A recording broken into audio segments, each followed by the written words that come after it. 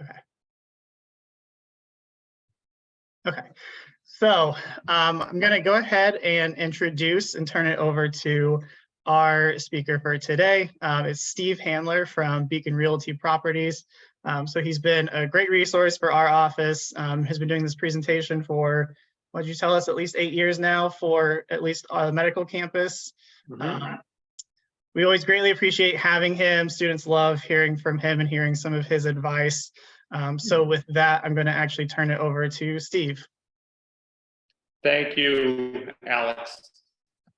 When Alex asked me if I'd be interested in addressing you today about the expectations of a landlord when you rent an apartment in Boston, I immediately thought of a book that my wife read when we were expecting our first child.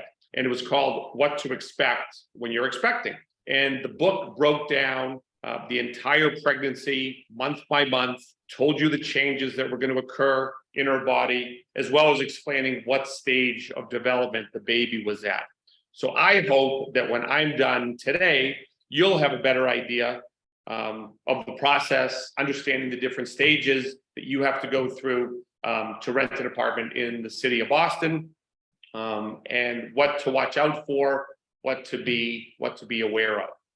After graduating from Syracuse University in 1988, I immediately started working at Beacon Realty Properties, a company that my dad started in 1959. I actually rented my first apartment to someone when I was 12 years old. So I figure I've signed over 6,000 leases in the greater Boston area during my career. All right, let's get started. So when you go out and you look for an apartment, there are two types of people that you're going to meet. The real estate broker makes his living by acting as an intermediary between the prospective tenant and the landlord. The first time you sit down with that broker, they should make you sign a fee agreement, a brokerage fee agreement. That agreement is going to explain what their compensation is, provided they're successful in finding you an apartment. The broker fee can range anywhere from a half month's rent to a full month's rent, whatever you agree upon. Be careful to read that agreement carefully before you sign the paperwork. There are some fee agreements that state that the broker is entitled to their commission if they're successful and your application has been approved by the landlord. That is not the fee agreement you want to sign. You want to sign a fee agreement and you're agreeing to pay that broker a fee if you move forward with the rental of the apartment. So again, be careful, read what you're signing before you sign it. I can't emphasize that enough. And that's going to be a repetitive theme during my talk and discussion this afternoon about reading what you're signing before you sign it. Because after the fact, many times it's going to be too late. If you can find a landlord or a management company to deal with directly, it is illegal for that person to charge you the broker fee. So for that reason, many people try to save money by dealing with the owner or management company directly. Sometimes it's a little more difficult to find. Not every landlord has a real estate office, but if you do your work, if you do your research, and you can find that landlord or management company directly, you're going to save a month's rent, up to a month's rent. People also like dealing directly with the person who owns or manages the property, because once the broker has collected their commission, human nature says that if there's a problem during your tenancy, no matter what that broker says to you, the broker is just going to refer you to the owner or management company anyway. By meeting the landlord and feeling comfortable living by the terms and conditions that you both agreed to, I think the chances of having a successful year will be greatly increased. So now you found an apartment that's in the location that you want, the condition that you want, and the price is right. So now what? So the broker or owner or management company will ask you to fill out an application. The application is going to provide the owner of the property with a brief history about you. Try to fill it out completely. When you're out looking at apartments, you should bring your documentation, bring your driver's license or pass.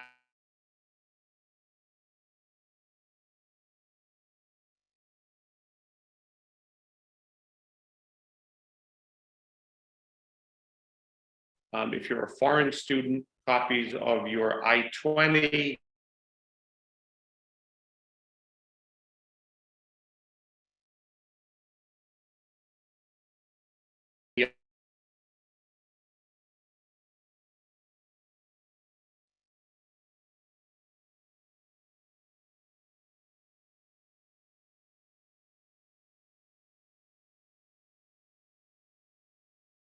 an apartment and getting all your ducks in a row, figuring out if you're going to be living by yourself, certain neighborhoods, price ranges, start dates, if you're going in with a roommate, who you're going to be living with, sitting down and coming to an agreement about how you're going to be splitting the rent, what neighborhoods you want to live in, all those different type of roommate.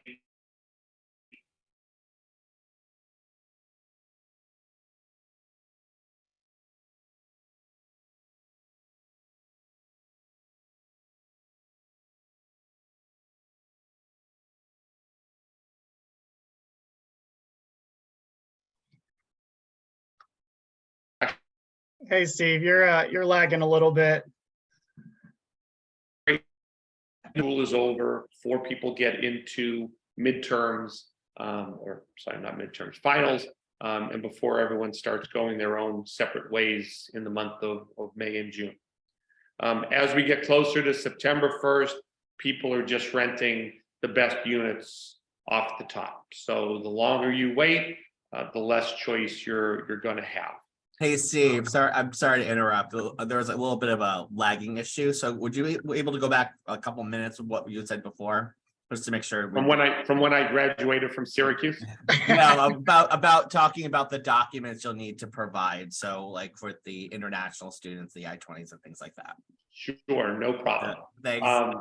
You're welcome. So for students that are looking for apartments, we suggest that when you go out looking for an apartment, you should definitely have your driver's license with you. And from the school, you should have either your acceptance letter or if you have your school ID with you. Foreign students should have handy, they should have their passports, visas, I-20, any other financial information that you think a landlord or prospective landlord is going to want to see when you're going through that process. The current market in Boston, as I was saying, is very strong. This year is really no different at all. Apartments have already started to begin getting rented from July, August, and September. The month of March is a great month to be getting your ducks in a row, to be figuring out neighborhoods, budget, roommate situations, all those different types of items that need to be checked off before you actually go out and start looking for an apartment. But I would strongly suggest that, by the end of the month, you're making appointments, you're going out, you're looking at apartments, and you start making a decision on what you're going to do and where you're going to live and actually signing that lease. As we get closer to September 1, people are renting these apartments and they're renting the best ones off the top of the market. So, for the same reason why you like an apartment, other people, other students, other young professionals are going to be liking the same apartment as well. So once you find something that you like, you should not hesitate to move forward and get that rental process underway. Now, the lease that you sign is a binding agreement between you and the landlord. It's a legal document, so you're going to have to know what you're signing and make sure you're comfortable doing so and can comply with the agreement. My office uses a lease from the Rental Housing Association, which is the gold standard here in Boston. This is the local apartment association in Boston. All of their paper have the RHA logo on it. Every lease can be different, so you please make sure that you're reading that lease and understand what you're signing before you sign it. If you have any questions, if there's something in that lease that you know is going to be an issue for you, the time to bring up that issue is before you sign the lease. If it's a 12-month lease and you know you're only going to be here for 9 months, and there's a question about subletting or what the sublet process is, don't wait until after you've signed that lease to bring that up. You want to do that beforehand. If you're bringing a pet with you to Boston, you want to ask the landlord or the representative what the pet policy is and make sure you can comply with that answer before you sign the lease. If you're going to sign a lease with someone that you're meeting for the first time or someone that you've just met recently, you've got to understand that you're both going to be 100% responsible for the full performance of the lease. So if you're signing that lease with an agreement that you're each going to pay 50%, the landlord is counting on you both jointly to come up with that full amount. They don't care what the percentage is or how you and your roommate have decided to split that rent. The rent is X, and that's the amount that needs to be paid. You can be a great tenant and pay your rent on the first day of each month or beforehand. But if your roommate is struggling or can't afford it, it will unfortunately become an issue and affect you as well. So that's one of those conversations that you need to have before you go out looking for an apartment and before you sign a lease with your roommate as far as payment and affordability. Make sure you know who you're going to be living with and that you're comfortable with that person. And sometimes their parents or co-signer, if that's going to be required as well. Don't rush into a decision that you're going to regret later. You're going to have a lousy year and it could be very costly. Now, you want to make sure when you have that lease in front of you that there are some basic facts that are listed in that lease. Some of them seem very obvious, but over the years, I've seen a number of mistakes happen as well. You want to make sure that the exact address of the apartment that you're renting is clearly stated on the lease, and it should include the apartment number also. You might go out with someone and look at 5, 6, 7 apartments, and you'll turn to the agent or the landlord and say, I want to rent the second apartment that we saw. Well, your recollection of the second apartment and the other person's recollection of that second apartment might be completely different.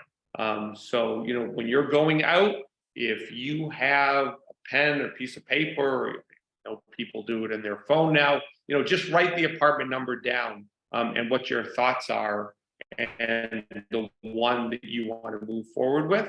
So we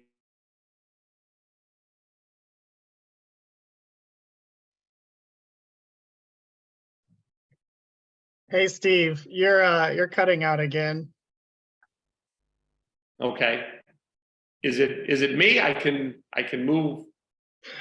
I think it's okay now. It's just, yeah, you were cutting out just a little bit. So I wanted to stop you before letting you go for like 4 more minutes this time. Where do you want me to go back to? Sorry. No, you're fine now. You only cut out for a few seconds. Okay. All right. You know what? I'm just gonna move to my desk. Give me 1 second. I'll get a little closer to the router here. Not as pretty of a background, but hopefully better. Is that okay, Alex? Yeah, perfect. All right, fine. So I had mentioned about making sure that the lease has the exact address of the apartment that you're renting. You also want to have the name and address of the landlord, to know who to pay the rent to, but also if there's any issues or problems, you want to know who to be able to contact. The lease should clearly state what the term is. In Boston, a 1-year lease is very common. What's the rent? And when is that due? Again, you just want to make sure that the rent that you're told for that specific written into the lease correctly. I don't think anyone is going to intentionally put the wrong apartment number down or the wrong rent down, but accidents do happen and mistakes happen. And when you're dealing with a lot of people in a lot of apartments, they do occur. So you just want to make sure that you're reading everything and picking up any mistakes that might be listed in the contract.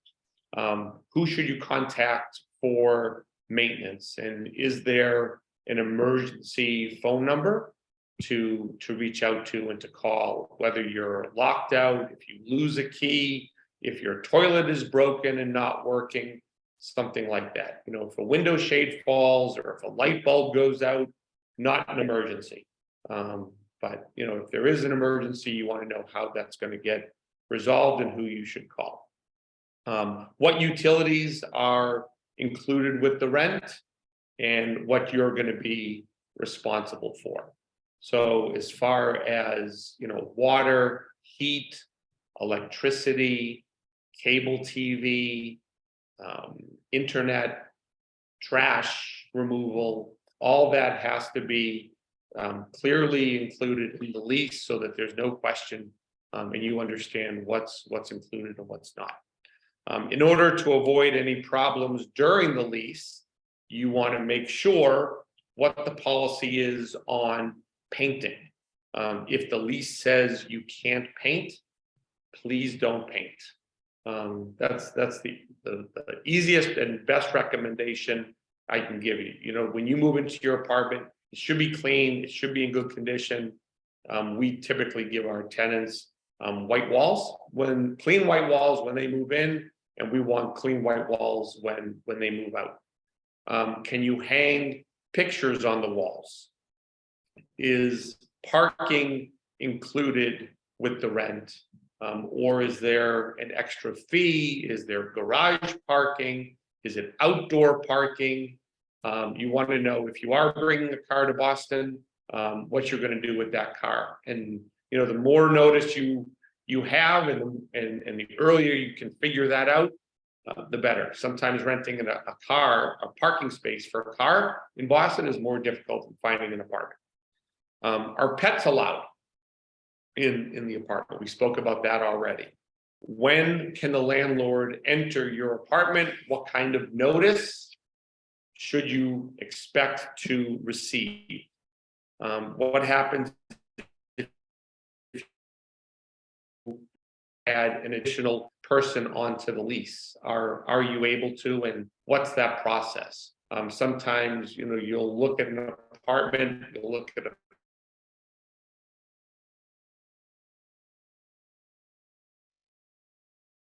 if you find the right place. Well, that's okay, but you want to know what that policy is going to be for adding that third person on, and how easy or how difficult that's going to be, because that might affect your decision. Are you allowed to sublet your unit before the end of the lease, and what that process is, and how do you go about doing that? It's common in Boston to collect up to 3 months rent, either when you sign the lease or before you move in, depending on the landlord's requirements. So I'd like to walk through those 3 months right now. The first month's rent is obviously used to cover the rent for the first month of the lease. And that is typically given to the landlord either with the application or at lease signing to take the apartment off the market. A landlord can also collect up to, but no more than, a sum equal to the rent to be used as a security deposit.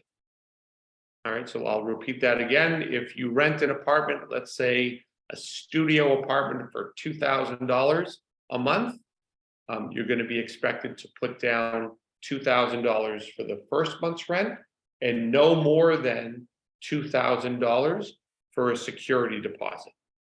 If the landlord collects a security deposit, he needs to give you the following information. One, he's got to give you an apartment condition statement. And that's a statement of the condition of the apartment. Very, very easy to understand. You should read it carefully to see if it's correct. Usually they will be filled out and it says that the apartment is in good condition, just very broad. You have 15 days after you move into the apartment to notify the landlord of any issues or problems in the apartment that you do not want to be held responsible for. So once you move into the apartment, it'll be clean. You'll have those white walls. If there are scratches on the floors, if there's a stain on the carpet, if there's a hole in the wall or a cracked window or anything you don't want to be responsible for, when you move out, you've got those 15 days to notify your landlord. You should do it in writing, and I would strongly suggest taking photos and sending an email to the correct person, because that way, you know, you're showing them. There's no question as to where the damage is in the apartment, and it's also going to have the date and the time stamped on that email. So there's no question as to when you provided that information to the owner. Number two, besides the apartment condition statement, they need to provide you with the name of the bank that your deposit is going to be held in escrow at, the address of the bank, and also the account number. It has to be put into an interest-bearing account. The tenant is entitled to receive interest on the security deposit if it's held for 1 year or longer, and you're entitled to interest of up to 5% per year, or such lesser amount that may be received. You know, for the last number of years, the interest on these accounts were at 0.02, 0.05. It was really negligible, but with inflation and the interest rates going up, escrow accounts are now seeing 3%, 4% returns, and you want to make sure that you're getting the interest that you're entitled to. Now, the last month's rent, that's the third month. So you've given the landlord $2,000 for the first month, a $2,000 security deposit. Now we're going to talk about the last month's rent. Last month's rent can also be collected to cover, obviously, the last month of your tenancy. But unlike the security deposit that has to be held in escrow, the last month's rent does not. Interest on the last month's rent begins immediately, like the security deposit, but you're entitled to collect interest no matter how long you live in the apartment for. So the security deposit, you have to be there for a year to collect interest. Last month's rent, if you're there just for 6 months or 9 months, you're entitled to interest for that term. You do not have to meet that 1 year threshold to collect interest on your last month's rent. You should also be receiving, when you sign the lease, the tenant lead law notification. and that is federal paperwork that explains everything you always wanted to know about lead paint. By law, everyone that rents an apartment or buys a house in the US is supposed to receive this documentation. 3 other addendums that we include in our lease, but are not necessarily required, is a no smoking addendum. All of our buildings are smoke-free. And like I explained earlier, if someone tells you that that there's no smoking in the building, somewhere in that lease, it has to say that there's no smoking in the building. There's no such thing as a verbal contract in Massachusetts. So whatever you agree to has to be in writing. We also provide a mold addendum that talks about the dangers of mold and how to prevent mold from growing in your apartment, and an insect infestation addendum, which sounds a lot worse than what it actually is. Basically, what it says is that the city Boston requires that we exterminate every 6 months. We exterminate every 3 in our property. You need to keep the place clean, take your trash out on a regular basis. And obviously, if you have any issues or problems, you want to notify the landlord management company sooner rather than later. Just so people know, pet deposits of any kind are not allowed to be collected and are completely illegal. If you remember what I had mentioned to you about security deposits, no more than 1 month's rent. That's it. First month, last month, security deposit, the brokerage fee if you decide to go the broker route, but that's all the money that you should be putting down. Fees for pet deposits, credit checks, key deposits, they're not supposed to be collected at all, and you shouldn't be paying it. You're going to find out a lot about your potential landlord when you read his or her lease. It's important that you understand what you're signing and you agree to all the rules before you sign that contract. Now, I began this afternoon by telling you about the book, What to Expect When You're Expecting. And I just want to finish by saying that when I pulled up to the hospital with my wife when she was finally in labor, I got out of the car. I was so nervous. I gave my keys to the valet, and I instinctively started telling him how far apart my wife's contractions were. And he looked at me and he gave me some great advice that I'm happy to pass on to you today to remember when you're looking for an apartment in Boston. He said, "Sir," he goes, "please relax, walk through those doors, and someone will assist you." And that's really the best advice I can give you today as well. The brokers, management companies, landlords, they've been in Boston here for a long time, and many of them are really good people who desire BU medical students as tenants. You guys are a little older, a little more mature than the typical undergrad, and they want you to rent their apartments. So, it's up to you to find someone that you feel comfortable with, that you trust, that you want to work with, that's listening to what your needs are, and is showing you apartments that you're interested in. And if you do find someone like that, you just sort of have to dive in and go with it, and let them sort of walk you through the process, show you apartments that are available. If you see something you like, make sure you agree to everything, you read everything carefully, you ask your questions, and you sign a contract, and you have hopefully a great year in your apartment. Thank you. Well, awesome. Thank you, Steve. As always, a ton of great information, and obviously things that students won't hear unless someone tells them. We do have quite a few questions And I may have some of my other colleagues in our office assist with these as well. So one of the questions that was asked multiple times is, what neighborhood should I live in? So Steve, I don't know if you want to answer that in terms of that question, but we have our own thoughts on that. I will defer to you, Alex.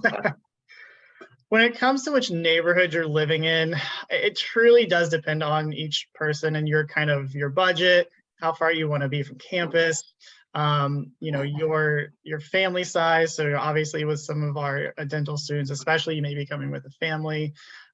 It's really things that you want to consider. We never really recommend any one neighborhood just because they're truly all different. Boston's really a city of neighborhoods. One neighborhood is different from the next one. And with that comes differences in prices. Our presentation that we'll send out has a information sheet that kind of lists how far away you are from the medical campus and what you should expect to be paying in terms of like rent expenses for studio through 2 or 3 bedrooms. And it's a really good tool to just help look when you're looking at places, because you can kind of see, okay, if my budget's $2,000 for a studio, and I want to be like 30 minutes from campus, these are the neighborhoods I should be looking in. It's always good to Google and things like that, just kind of get a feel for the different neighborhoods, but it truly is a kind of a personal decision. We can always help students if you're like asking about specific neighborhoods, but we would never recommend any one neighborhood over another.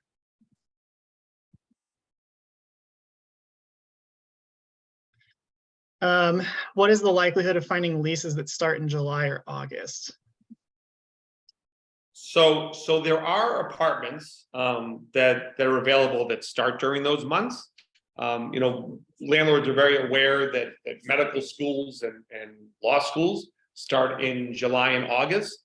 Boston really goes on the September to September calendar, and that's when you're going to have the most or the greatest selection. But there are definitely apartments available in July and August for you to rent. Yeah, that's definitely something we've seen too. And if you are looking at apartments, our off-campus services office does have kind of a place you can look to, and you can search by kind of when your start date is. So that's a great place to look as well. Mm-hmm. Another question. We get a question on recommendations for students who are out of state or maybe not able to really be here touring in person as much. Do you have any recommendations about how they should be finding their apartments? Sure. Well, I know that Boston University is part of the off-campus partners website and apartments.com. So, they should be able to log on and look, hopefully, on the BU off-campus website. All of those offices have relationships with the school. So, my suggestion would be to start there and hopefully be able to stay there. There are a lot of offices and landlords and management companies that don't necessarily do business with BU directly, but staying on a website that's sort of BU, I'll air quote, BU approved, is a great place to start. And I think one of the good things that came out of COVID is that there are now a lot of photos and virtual tours and videos and all the technology that's available to see apartments without actually walking in, and those are very common if you're not in the city to use.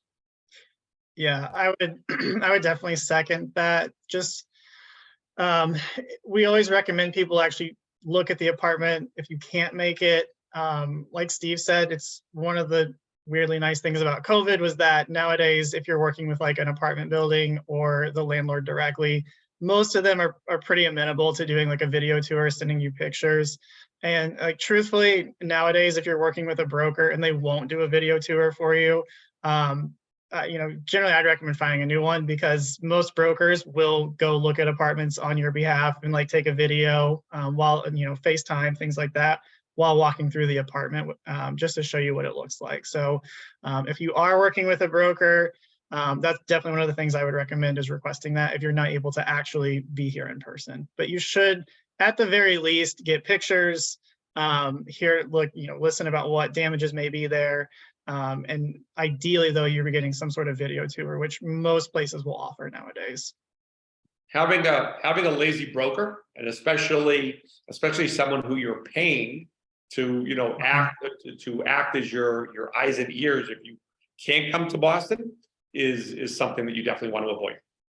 Yeah, there's a lot of brokers, but when they're charging you a whole month of rent, a lot of times brokers don't have a good reputation because they might just show you listings. But this day and age, if a broker isn't willing to just do tours for you if you can't make it, there's plenty of brokers in the Boston area who would be happy to do that if they're getting a month of rent out of it. So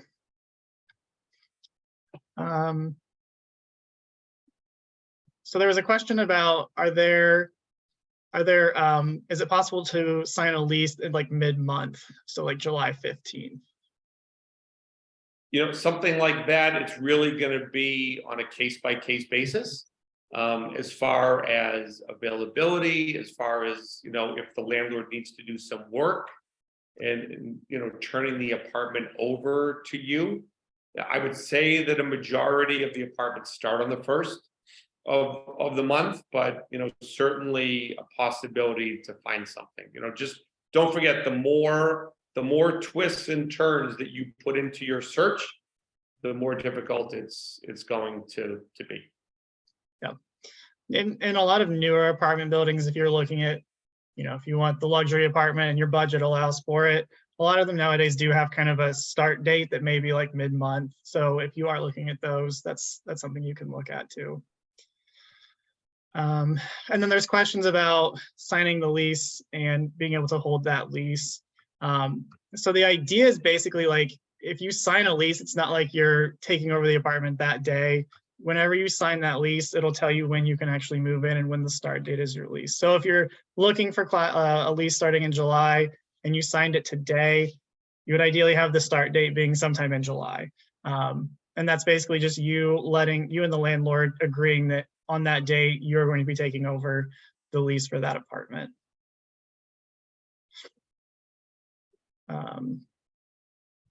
And then we had a question about portals where you can pay your own portion of rent. It just depends case by case. I know some still require checks. The last place I lived still made me fill out a check. It's literally the only time I use what check. But some do have portals where you pay your portion. Some just have a portal where you pay everything up front. So that's just something you can also ask when you are looking at the apartment, is how payment is handled.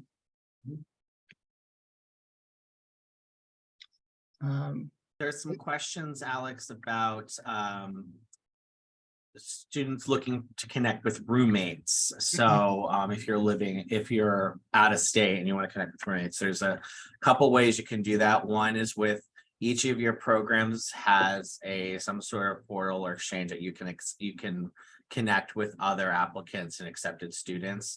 Sometimes they're Facebook groups, sometimes it can be other ways of connecting. We really say start with that because those are the people who you're going to be in the same program with. You're going to have a very common path in life for the next 2, 3, 4 years. So connecting with them that way. We also have once you become a matriculated student, you connect through through the off-campus services website, and you can connect with roommates not only on the BU Medical campus but across the city.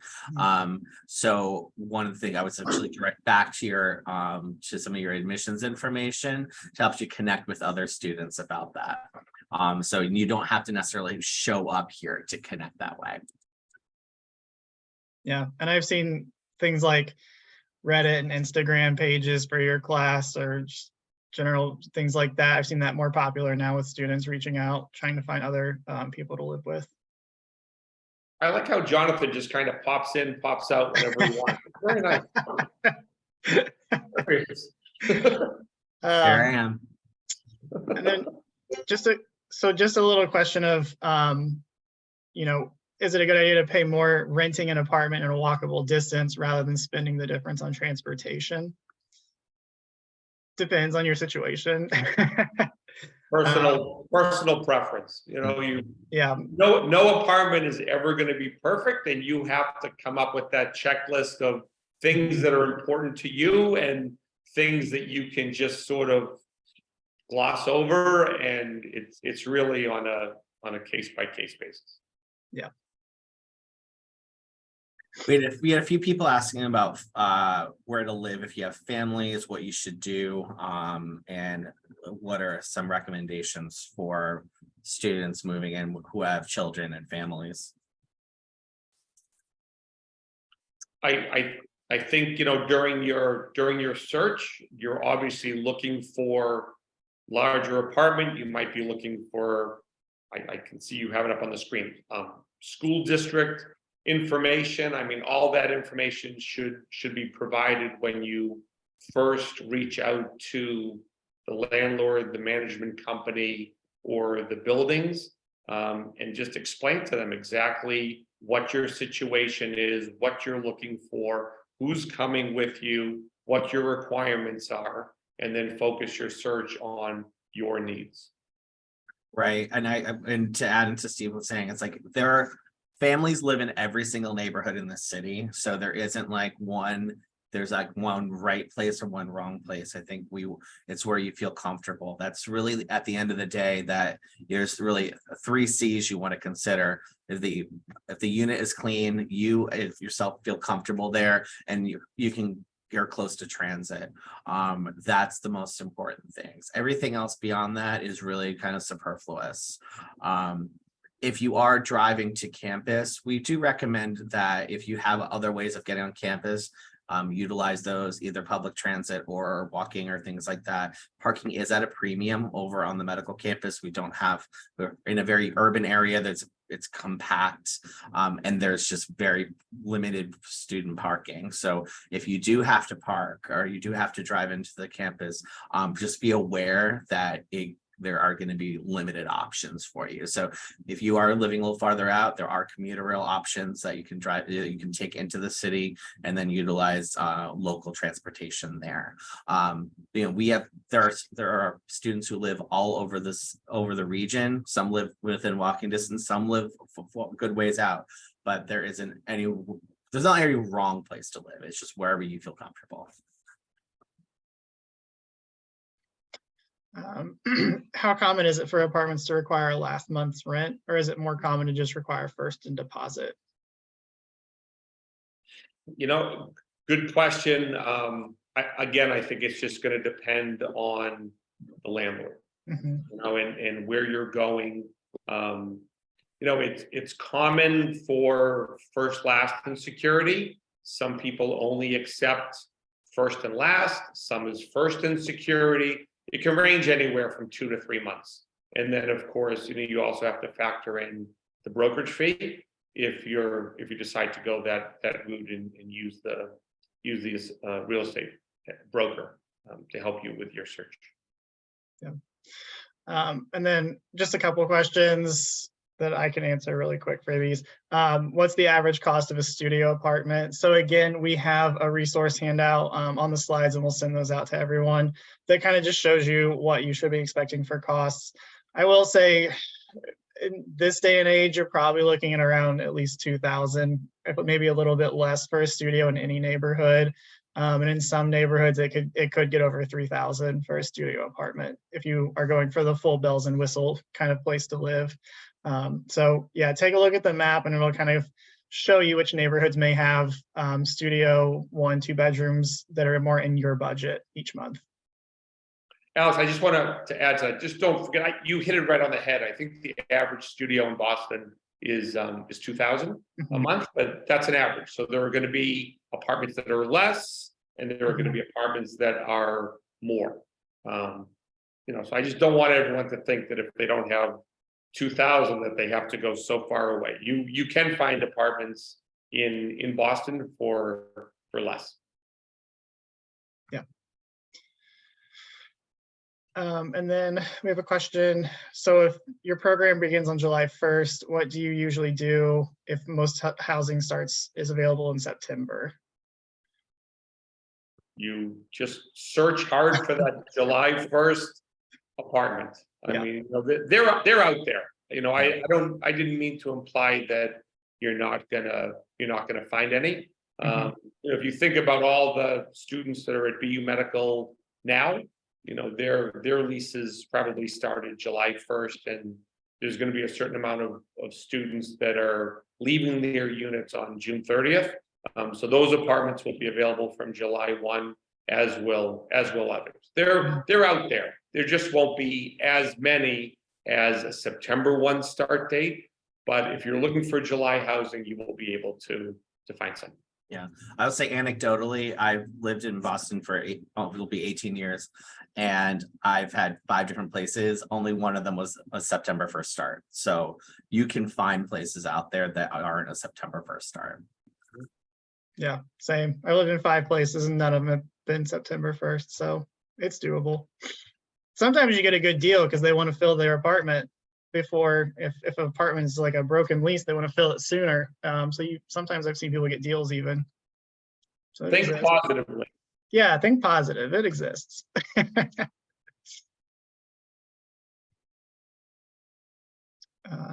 There's a question about penalties for breaking a lease. It all depends, like Steve said, is reading your lease. See what the penalties are for a broken lease. Steve, what's what your experience with with a person who has to break a lease and what the kind of penalties could be? So there might be some sort of a service charge that the landlord is going to charge you for breaking the lease, because then they're going to have to go out, advertise it, turn the apartment over again as far as cleaning, deal with the brokers, do the collections, write up a new contract. So, you know, there might be some sort of penalty, but again, that penalty has to be written into the contract. You would also be responsible until the unit is re-rented.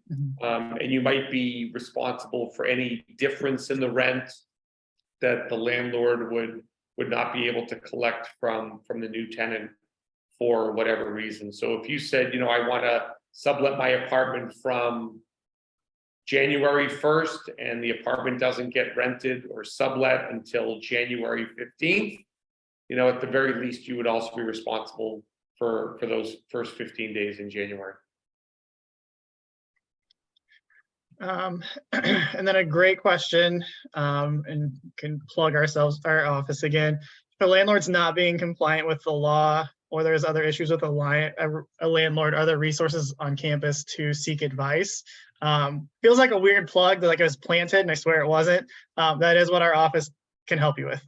So the Office of Housing Resources, we can't provide like legal advice. So, you know, we're not lawyers, we're not landlords or anything like that, but we do, we often have students who are saying, you know, they'll come to us and say like, you know, I'm having an issue with my landlord, they're not responding, blah, blah, blah, what can I do?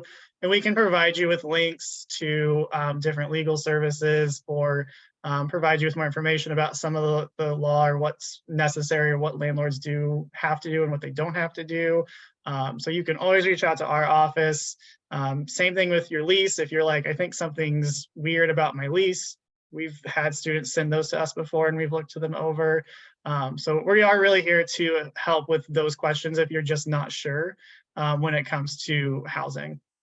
And I also want to emphasize, Alex, you know, that goes back to maybe sticking with the offices that do business on that off-campus website. Because, you know, although they're paying to be on the site, I sort of look at it as a privilege to be on the site. And I think it keeps them honest to be there and to treat the BU community with respect.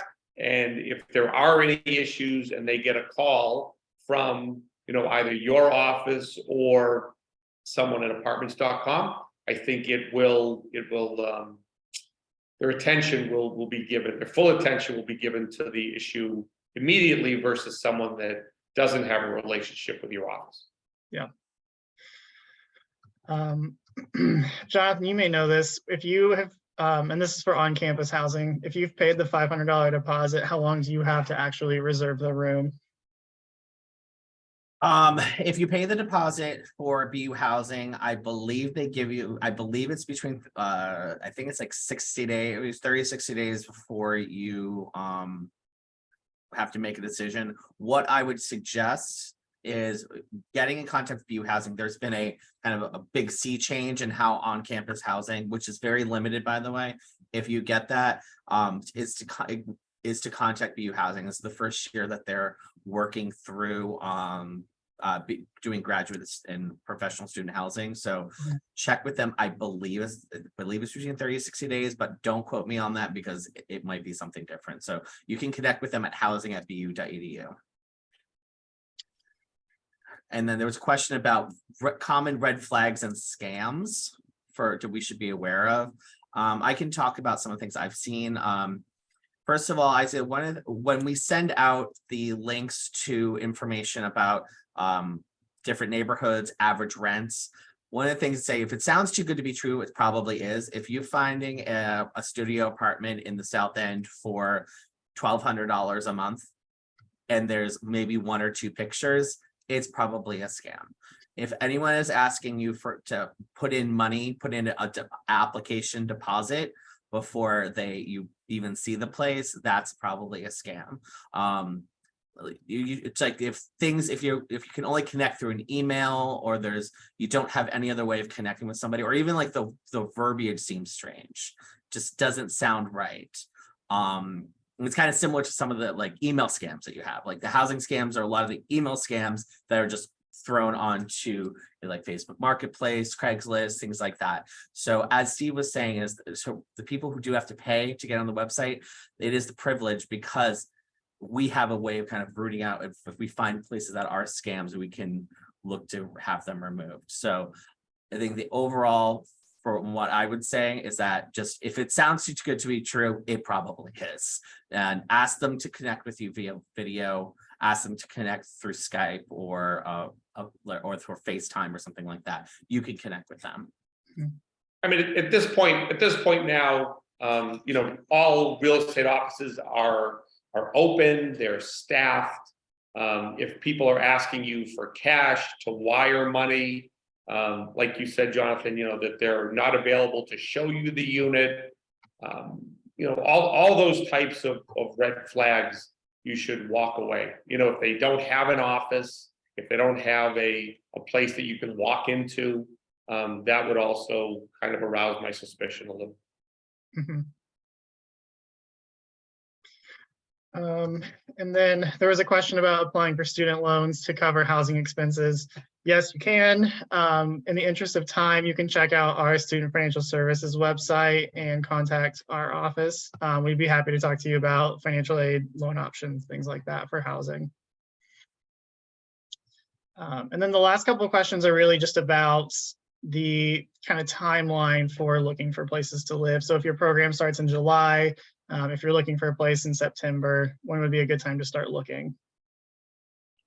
Again, I would say that March is always a great month. I think BU is on spring break next week.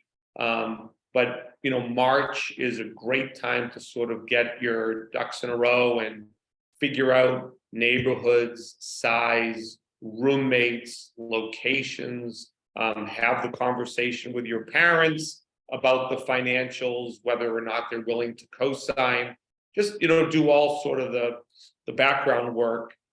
And then towards the end of the month or during the month of April is a great time to be looking. My apartments, we've given all of our tenants until next week to let us know what their plans are for the summer and for the fall. So, typically in April, May is when the apartments become available and go online. And then as we get closer to those start dates, they start disappearing.